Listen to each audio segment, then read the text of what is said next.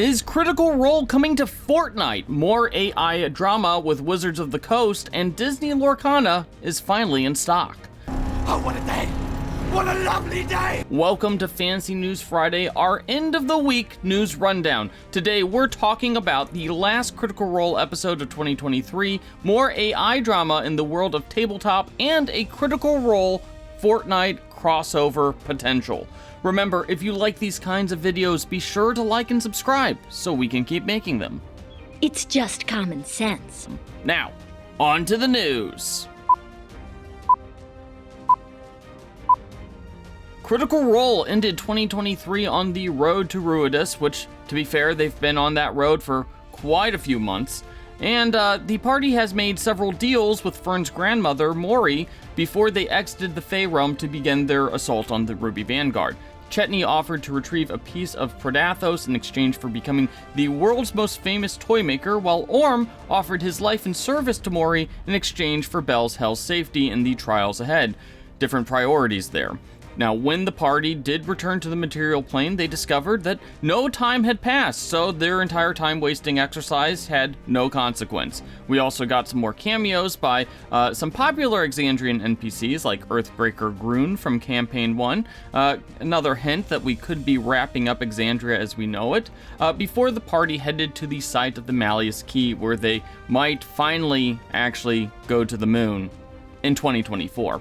Now, there was actually a fun little shout out to Campaign 1 as Keyleth turned Belle's Hells into clouds to help transport them to the base of the key. That was a cool little moment there, and I'm sure we'll be talking about Critical Role a lot more in 2024. Shit, yes, go, real! Continuing on our AI story from earlier this week, Wizards of the Coast actually had to deal with another AI non-controversy. A Twitter user pointed out an expired job posting for an in-house graphic artist at the Magic the Gathering studio, whose job would be to extend existing artwork for framing or legal purposes. The Twitter user claimed, without evidence, that this was code for Magic's going to start using AI art, and picked up over 24,000 likes, despite multiple freelance artists and industry professionals pointing out that the graphic artist's touch-up job was something that humans do to human-made artwork all the time to make sure that art fits within card frames or meets other technical specifications. Now, the discourse surrounding AI is clearly a hot one and is going to remain that way for a while. And while it's good to be skeptical of a big corporation's motives, especially one that just laid off a significant portion of its staff, remember that there's surprisingly not much of a benefit for Wizards of the Coast to specifically use AI-generated artwork. AI-generated artwork currently cannot be copyrighted in the United States, and Wizards of the Coast makes a lot of money licensing their copyrighted artwork to partners like Ultra Pro and WizKids and Penguin Random House.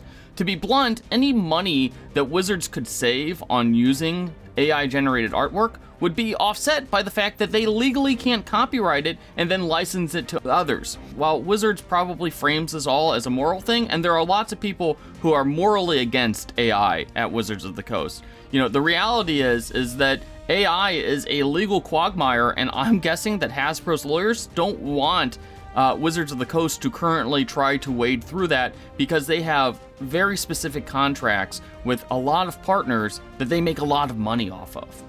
So until the nuance with, AI copyrights and all that stuff changes, expect Wizards to keep coming out against AI. It's just not profitable for them to use it, and really, at the end of the day, that's what's really important to a corporation like Hasbro. Oh, get out there and make me some goddamn money! Now, in other AI art news, the makers of the upcoming Terminator 2 RPG discovered that one of their artists had submitted AI-generated artwork.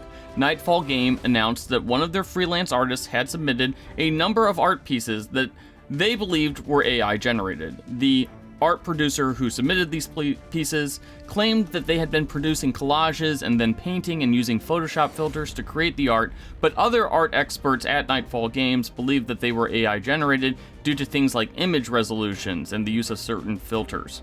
Now, Nightfall Games announced that they were replacing the artwork and had submitted new pieces for approval from the IP owners so they can keep moving forward with the project. It's one of my mission parameters. Disney Lorcana cards seem to be hitting the market in force this week. The long-awaited reprint of the first chapter hit mass retailers this week, and it seems like there's finally enough stock to sate the high demand for the game.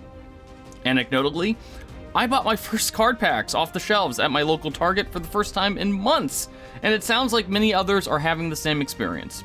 Finally, you too can chase the elusive Enchanted Elsa card. Let it go, let it go.